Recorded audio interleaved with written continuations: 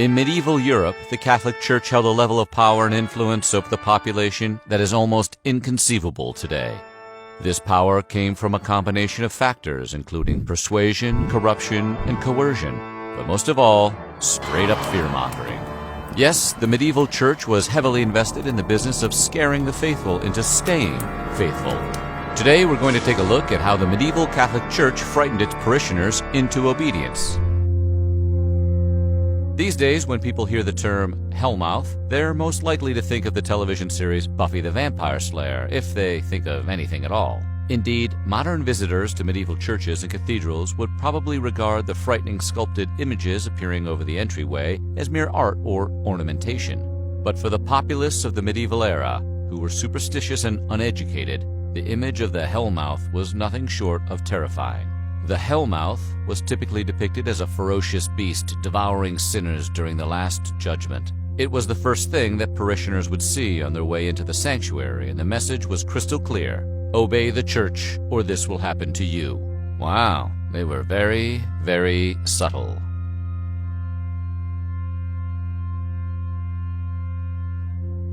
Purgatory, in the Catholic religion, is an intermediate state that comes after death, where people can expiate their sins before moving on to heaven. In medieval times, churchgoers were extremely concerned about how much time they might have to spend there. Luckily, there were several ways a person could ensure their wait wouldn't be overly long.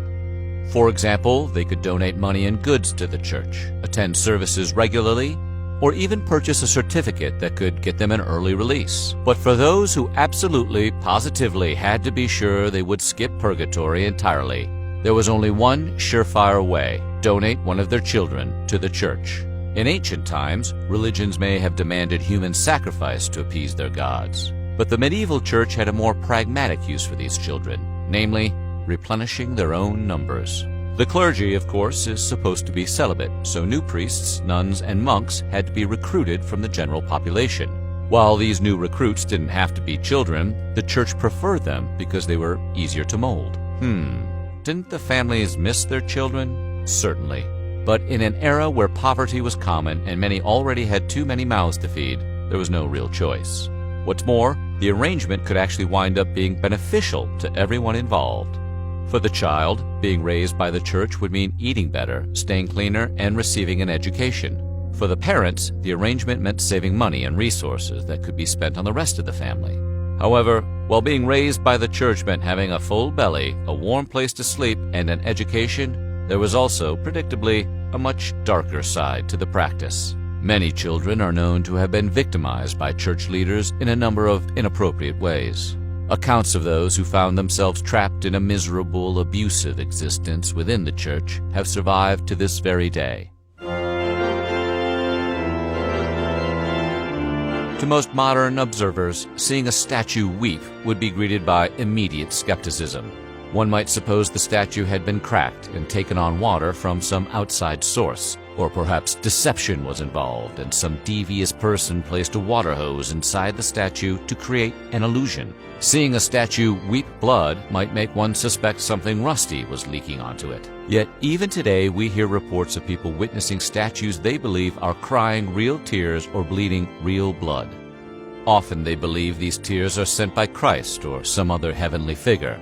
So you can imagine how easily the overwhelmingly superstitious and religious population of medieval days would have easily accepted such a sight. Indeed, weeping and bleeding statues were commonly considered powerful omens of evil or sad events to come, an interpretation that was quite useful for a church seeking to encourage continued obedience.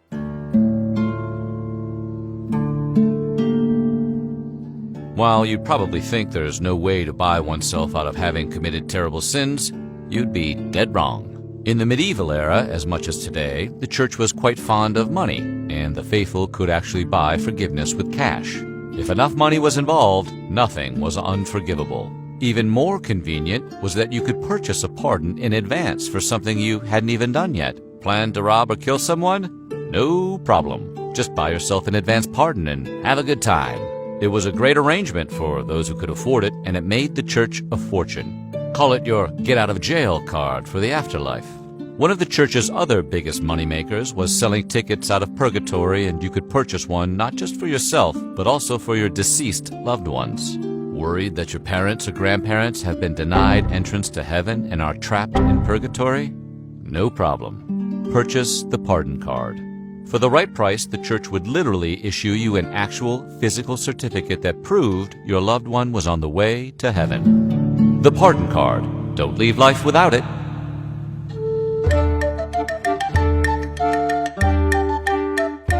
Some things never change. For example, adulterers in medieval times feared pretty much the same exact things modern ones do, namely, getting caught. These days, a revelation like that would probably lead to couples therapy or possibly a divorce. But in the medieval era, that kind of exposure would mean being made an object of public shaming and ridicule. In fact, the term walk of shame originated in that era and was meant quite literally. Accused adulterers might be required to walk nude through the streets under the ridicule of friends and neighbors. Game of Thrones fans are probably thinking of Queen Cersei's famous Walk of Shame right about now, which was based directly on this real-life practice. Not surprisingly, despite this heavy punishment, adultery remained popular. For some, the shame is part of the game.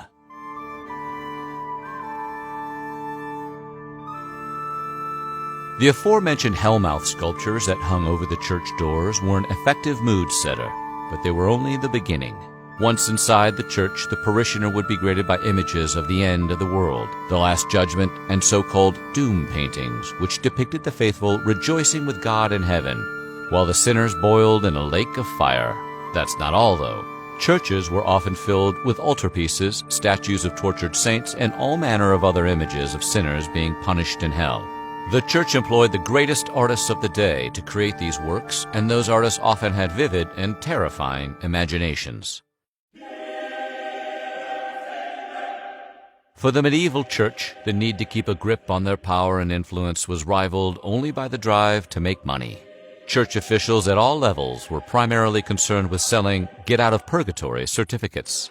They also enjoyed spreading the word about how working for the church would ensure your social position on earth and reserve you a spot in heaven. This fixation on profit went so far, parishioners were often warned that any and all expendable income they came into possession of should be given directly to the church. Depending on a person's social status, contributions could come in various forms. If you were poor, you could give livestock or whatever coins you were able to spare. Upper and middle class families, and yes, there was a burgeoning middle class at this point, were also under a great deal of pressure to give. Examples of what such people might donate to stay in the church's good graces include silver candlesticks, linen altar cloths, or even a church pew.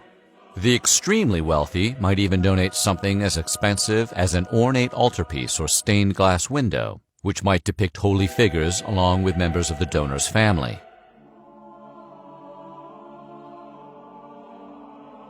Ever hear someone refer to the seventh level of hell?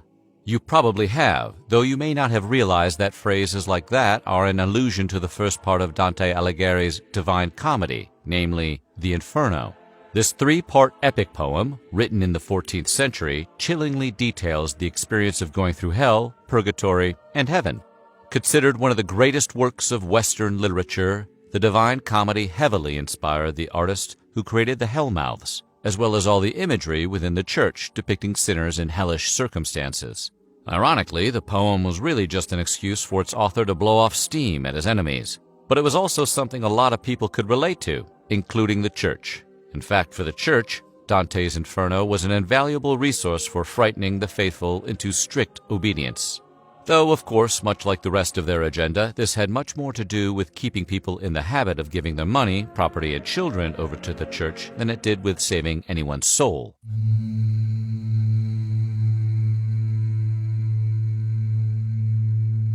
Medieval cathedrals were often enormous, elaborate buildings, and the fact that many still stand today is a testament to human mastery of architecture, physics, and masonry.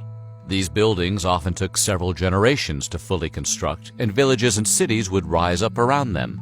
Building a cathedral was difficult and dangerous, but also allowed for an unparalleled level of artistic creativity.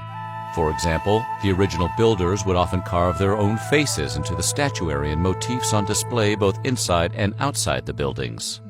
Despite this freedom, the sculptors and masons had to work within the artistic styles favored by the church. This included imagery of Jesus, Mary, and the saints, but also would typically include figures of demons and gargoyles on the building's exterior. These figures would often be depicted near doorways or high up on spires.